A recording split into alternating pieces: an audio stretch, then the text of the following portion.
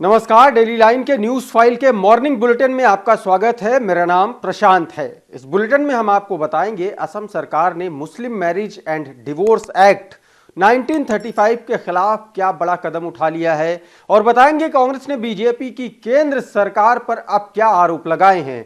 इसके साथ ही जानेंगे प्रियंका गांधी कांग्रेस की भारत जोड़ो न्याय यात्रा में कहां से कहां तक शामिल रहेंगी। लेकिन उससे पहले नजर डालते हैं आज की हेडलाइंस पर।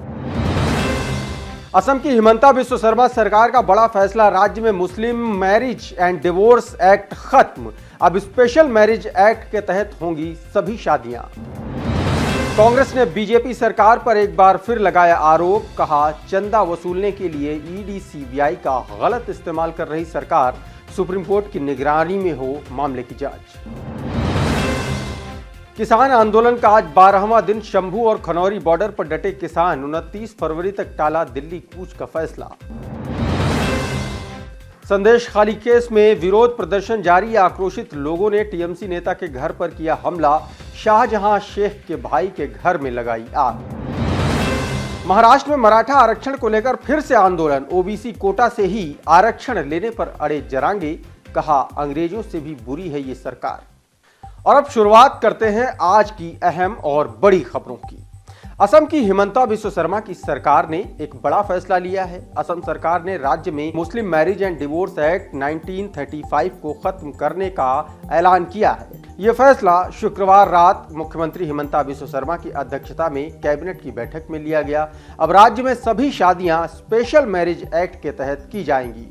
राज्य मंत्री जयंत मल्लावारुआ ने इसे यूसीसी की दिशा में एक बड़ा कदम बताया है। उन्होंने कहा कि इससे राज्य में हो रहे बाल विवाह भी रुकेंगे। वहीं all India United democratic front के चीफ मौलाना बदरुद्दीन अजमल ने इस फैसले पर आपत्ति जताई है। उन्होंने कहा कि बहुविवाह केवल मुसलमानों में नहीं बल्कि अन्य समुदाय में भी है, केवल मुसलमानों को टारगेट करना सही नहीं है। बढ़ते हैं आज की अगली बड़ी खबर की ओर। लोकसभा चुनाव से पहले सियासी दलों का एक दूसरे पर आरोप प्रत्यारोप लगाने का दौर लगातार जारी है। कांग्रेस ने एक बार फिर बीजेपी सरकार पर बड़ा आरोप लगाया। कांग्रेस का आरोप है कि बीजेपी सरकार ने चंदा वसूलने के लिए ईडी सीबीआई जैसी जांच एजेंसियों का गलत इस्तेमाल किया है। सुप्रीम कोर्ट की निगरानी में इसकी जांच की जानी चाहिए। कांग्रेस नेता जयराम रमेश ने कहा कि 2018 और 19, इसके अलावा 2022 और 23 के बीच भाजपा को लगभग 335 करोड़ रुपयों का दान मिला और दान देने वाली लगभग 30 कंपनियों को केंद्रीय एजेंसियों की कार्रवाई का सामना करना पड़ा है। और अब बढ़ते हैं आज की अगली बड़ी खबर की ओर। किसान आंदोलन का आज 24 फरवरी को 12वां दिन है। पंजाब के किसान शंभू और खनौरी बॉर्डर पर लगातार डटे हुए हैं।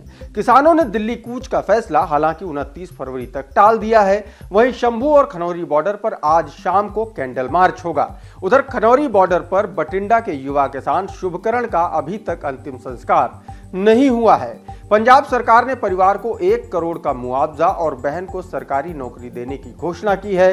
परिवार और किसान संगठनों की मांग है कि शुभकरण की मौत के मामले में पुलिस हत्या की एफआईआर दर्ज करे।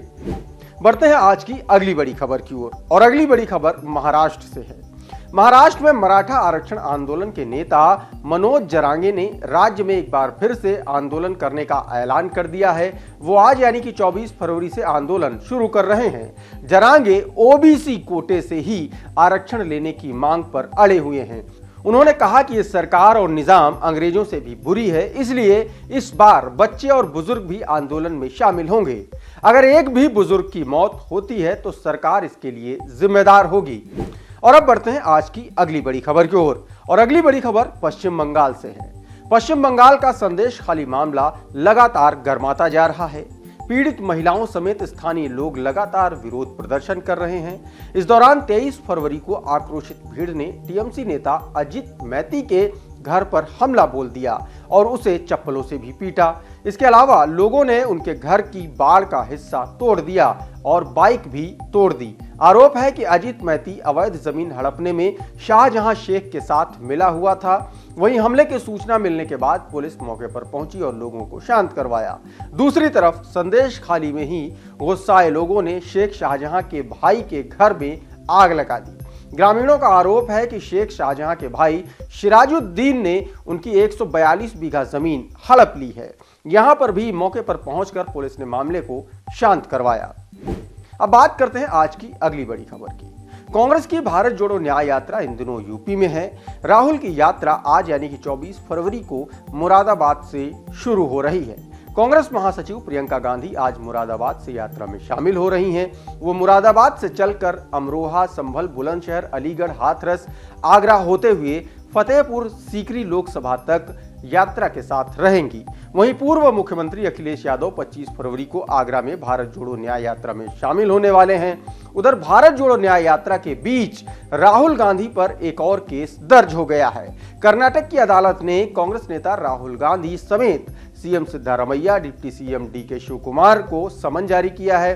कोर्ट ने कांग्रेस नेताओं को 28 मार्च को एमपी एमएलए कोर्ट में पेश होने का आदेश दिया है। बता दें कि कांग्रेस ने कर्नाटक की बीजेपी वाली पिछली सरकार पर 40% कमीशन लेने का आरोप लगाया था, जिसके विरोध में बीजेपी ने कोर्ट का रुख किया था। आज के मॉर्निंग फाइल के इस न्यूज बुलेटिन में इतना ही, लेकिन आप बने रहिए डेली लाइन के साथ।